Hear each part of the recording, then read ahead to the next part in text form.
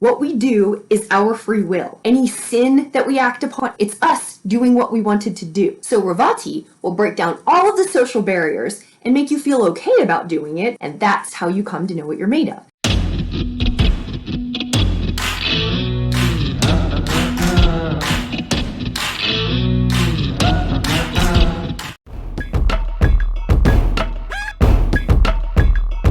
REVATI Nakshatra is the last of the nakshatras. So it is the one you come to after you've gone all the way through the other ones and you've had all of the possible experiences that you can have. Then what happens? In REVATI, you wake up from the dream and realize you're dreaming. So the world becomes your playground because you realize it's just a dream anyway. The symbol is a fish floating in the ocean, swimming, swimming, swimming, and there are no boundaries in the ocean. The shape of the constellation is a drum that would be used by a shepherd or another keeper of animals that the animals would hear and know to come back. And here's the point of the energy. Although the fish has a path, how do you know your path in the water? Just like if you were on a spiritual journey in this world, the regular worldly markers that show you your progression aren't present. So how people make sense of their progress in the material plane is different than how you make sense of your progress on a spiritual plane.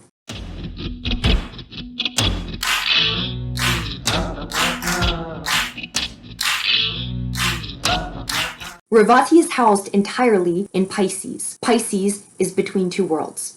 Pisces is ruled by Neptune, which is delusion, dreams, imagination, the dissolving of boundaries, so that you were in the infinite. And the nakshatra is ruled by Mercury, which represents skill, mastery over magic and mysticism. So REVATI is about waking from the dream and realizing that it is a dream and that you have full power to direct your consciousness in any way you want, and that you have full control over everything around you. You have nothing more to achieve, and frankly, even creation, it's just the rearranging of what's already there, so you can test things, you can maneuver things, you can move them around, and it's the full experience in having all of these experiences without having attachment to the experiences, because after all, it's just a dream.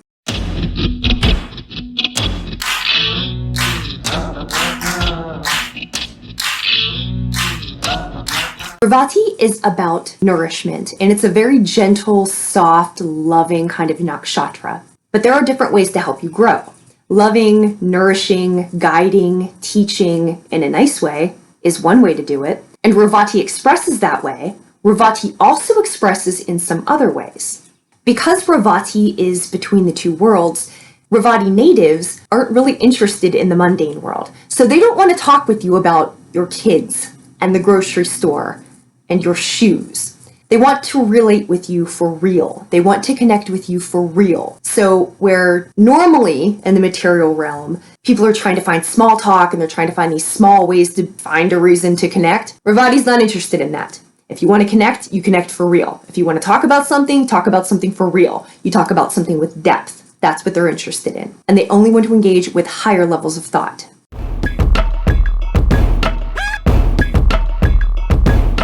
REVATI is about nourishment, and it's a very gentle, soft, loving kind of nakshatra. But there are different ways to help you grow. Loving, nourishing, guiding, teaching in a nice way is one way to do it. And REVATI expresses that way. REVATI also expresses in some other ways.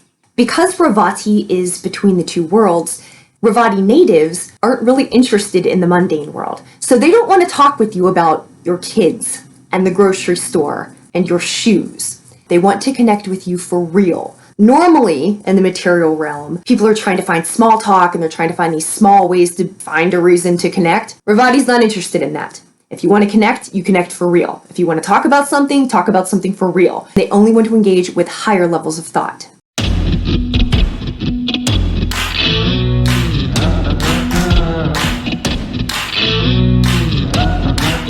Small talk, they're interested in something real, something substantial. Not everybody can take that. So in a social circle, not everybody can take that. Because REVATI also likes to play with people, they also have a good time when they bring chaos into a situation. Not for any other reason except to bring chaos, just to see how people act, just to see how they respond, how they deal with it. It's a really sexual nakshatra because they're not attached, they're just having experiences. So this is, for example, if you're in a social setting and there is a girl who just goes and tries to steal people's husbands, Not because she wants them, not because she wants anything. She just does it for fun, just to see if she can get it. And everybody knows what's going on, and everybody's just standing around watching this, and they're watching the man who she's targeting. And the wife is uncomfortable, everybody else is really uncomfortable watching this. She's just screwing with you. She's just seeing what you'll do. She doesn't really even want to go through with it. And then on the husband's part, everyone's just watching him. This is how REVATI tests, because she can do that, but he doesn't have to go through with it. But in that way, when you get tested in a taboo situation, the dissolution of barriers, there doesn't seem to be anything holding you back. You see what you're made of. You see what choice you would really make. And that's what is fun for REVATI. That's what they're interested in seeing you do. And frankly, even the decision that you make isn't of interest to them. They just want to see what you do.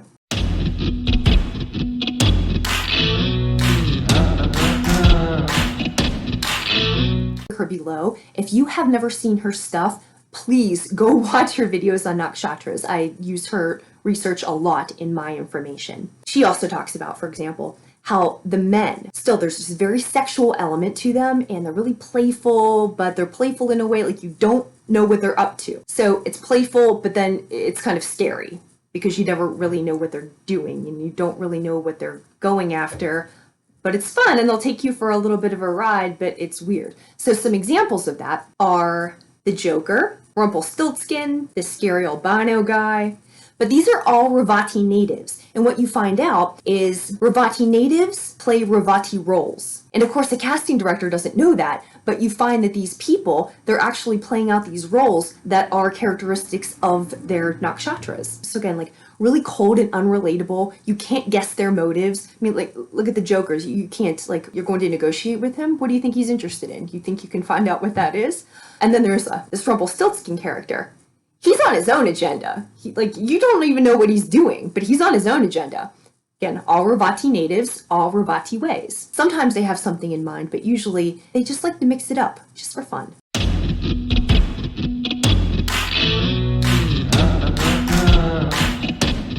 So with the women, they like to go into these taboo situations and test their power, like just to see what they can get, just to see what happens, just to see if the guy will go along with it. A REVATI native that's very famous is Angelina Jolie.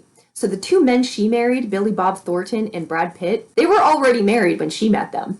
So she's considered a husband stealer, but again, think about it. They didn't have to go through with it. They didn't have to leave their wives. They didn't even have to be susceptible to the flirtation. That's her energy, but they responded to it. That was their choice. So we always want to blame somebody for what happened because they seduced us, because they brought us along.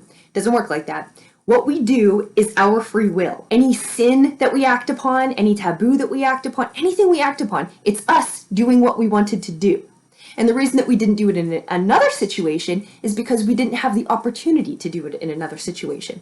So REVATI will break down all of the social barriers and make you feel okay about doing it. They give you the opportunity. They don't give you any restraints. They give you free reign. Just see what you do. And that's how you come to know what you're made of.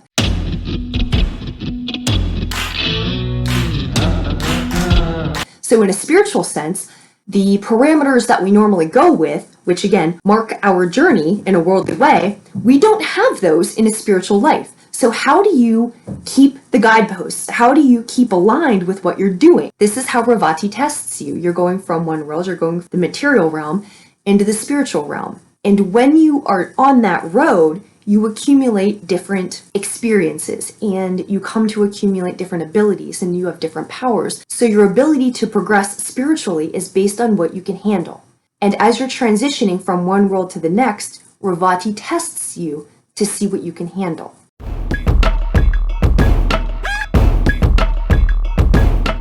There are two different ways to acquire wealth. One is for personal gain, one is for collective gain. The personal gain, this you'll find in Jyeshta Nakshatra. This is the way of political maneuvering, outsmarting your enemies, using espionage and different information to get where you're needing to go, to manipulate other people for power. And this is all for personal gain. The other way to do it is you drink milk, you take care of animals, you take care of children, you care for things, you nurture things. And in turn, those things come to care and nurture for the next generation. So you have personal gain or collective gain. REVATI is about collective gain.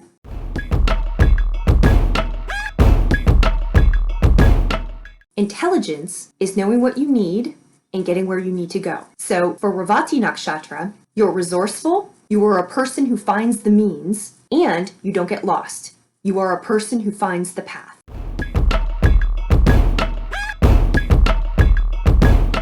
Devotion. This means being gentle, caring, loving, generous. Taking care of the things that bring you wealth. Taking care of your family. Taking care of your children. Taking care of those friends, those relationships. The things that enrich you and allow you to be what you need to be. Don't neglect those. Take care of those, water those, love those, feed those. Some people will be spiritual for a lifestyle. So they'll wear the stuff, they'll talk the words. But when you look at their personal life, that looks different to what they profess to be.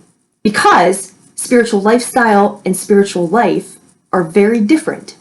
When you have a spiritual life, you understand that what you care for, who you care for, how you care for things, people, situations, those expressions of nurturing, those expressions of generosity are actually the expressions of your spirituality. It's not a thought, it's an action.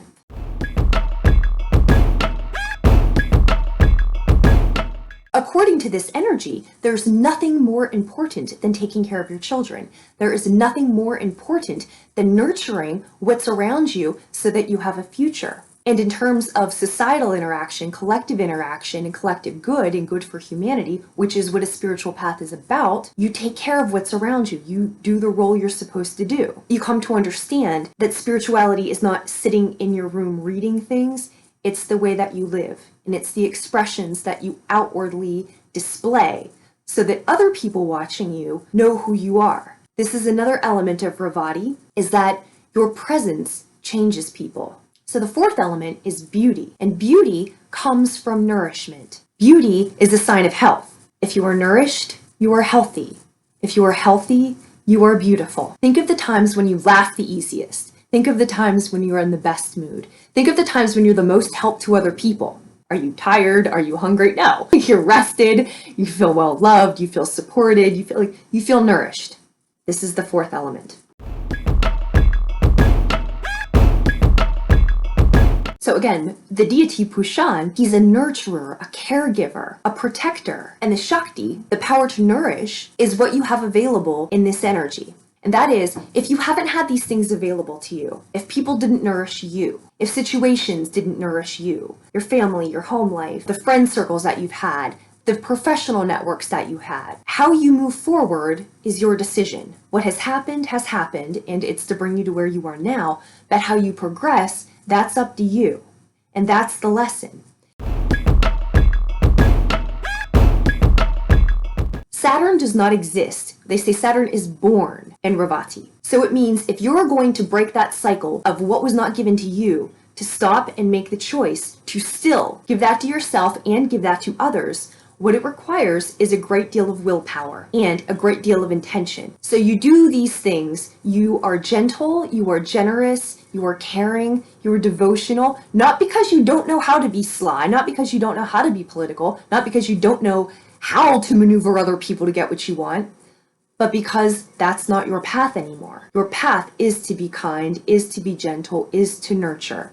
If your path is for humanity, take care of humanity. And that begins with you, and that begins with the people close to you. That is expressed. It's not this big idea like you have to take it out into the world. You can't take anything out into the world that you aren't doing in your own life. So that's what the energy is having you look at. What you need to nurture in your own life, and what situations that aren't nurturing you, where it's time to draw a boundary. Virgo, Sun, Moon, and Rising. This REVATI new moon energy is taking place in your 7th house. Your 7th house is your house of partnerships. This can be close one-on-one relationships, your actual partner, spouse, or partners like legal partners, people you are in contract with. Now, you have Pluto, depending on where you draw the chart, it's 5th house or 4th house. So either your creative endeavor is trying to change, evolve, transform, or home is trying to transform. So here, your 7th house, this is where you have your attention, and there is a transformation that's trying to take place in your 4th house, home, or 5th house creative endeavors. And so what you're looking at is how you are nurtured in your relationships. So is this you? Is this where you want to be? Is this serving your purpose? When you entered into this contractual arrangement, or when you entered into this work situation, or when you entered into this personal relationship, is this what you signed up for? So for one thing, are you holding up your end? Are you doing what you're supposed to be doing? Are you nurturing and taking care of the relationship how you are supposed to be? And on the other end, is the person or people you're in relationship with, it's partnerships, so it's like one-on-one, but is your partner taking care of you? Is it something where like you're dragging the person behind, or on the other hand, are they dragging you behind? Are you growing apart? Like, is this still a good situation? This is what the REVATI energy is asking you to do. And you may have had some weirdo situations that are testing you and testing your loyalty and finding out if you want to be there or not. You have Pluto in your 5th house or your 4th house. So it's looking to transform one of those, depending on how you draw the chart. So your 5th house is your house of pleasure. That's love affairs. That's creative endeavors, like what you're bringing into the world. So that could be looking to transform, or alternatively your 4th house. Again, just whatever system you happen to use, but it's right on the line.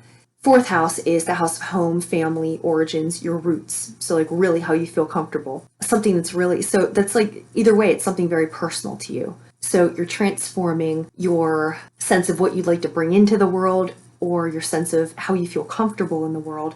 But either way, it's dependent on, because it's aspected with your 7th house and your Venus in your 7th house. So how you were able to transform, how you're able to bring something into the world in a useful and productive way, or how you're able to transform your home into a useful and productive way, absolutely matters with who you're in business with or who you're in relationship with. So like who you let close to you. Anything you do in the world is going to be affected by who you let close to you. So that's what the REVATI energy is asking you to do. Is this still a good deal? Is this still a good situation? So again, 7th house is across the way from 1st house. So 1st house is your actual, just it's you, it's your house of self. Who are you in this situation? In the way that you're separate beings, of course, but I mean, are you still separate beings, or has it merged in a way that's unhealthy and not useful any longer?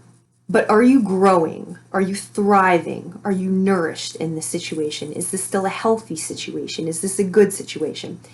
And I could keep talking, but that's really the crux of it. Is this still a good situation for you to be in? So as you step forward and do the work that you're supposed to be doing in the world, are you taking care of what's around you? Are you taking care of the things that nourish you? In turn, are you being nourished by the things that are around you in terms of the situations, the people? And also, is it what you need to take you on your path? Or are these people, these situations, have you kind of veered off course? Because that's what the REVATI energy is asking you to do. You can remember, you can be anywhere. It's up to you to draw the parameters and get back on track. And so that's what the attention for this next 2 weeks is about. So as we step into this 2 weeks, the energy of the last full moon, we made the decision to step out into the unknown and to give things up. And we made space. Even though we don't know what's coming, we still had the faith, we still had the belief to give up what doesn't belong there so that we can step forward. But we did it without any promise of what was going to show up. This card is about a portal. So we're stepping into something else. Currently, we are between two worlds, and we're watching what's playing out around us. But we're watching it now without attachment. So even though we have Pluto squaring Venus, it's not like the painful things that we were going through back in January, where we're watching our relationships fall apart. Now, everybody is going to do what they're going to do. And our job is to sit back and watch how the things play out. You know how to conduct yourself in these situations, but what people ultimately decide to do is their choice. So how you interact, you can interact, but you don't need to have any type of sense of control, like you're needing to orchestrate anything. Watch it play. So however things turn out in the next few weeks, then you know how to make your moves. But in this meantime, we still have Mercury in Pisces. We're in a Pisces sun. We're in Pisces Nakshatra. Everything is Pisces. So that means everything is watery. Everything is still moving and nothing is solid yet. Watch what happens. You keep your devotion. You keep on what you're about. You keep on your path. Pay attention to the things around you that you need to nurture. Take care of what takes care of you, especially you, right? But take care of the people, take care of the situations, take care of the groups. And the ones that don't take care of you, why are you still there? But why are you still there? Take care of what takes care of you.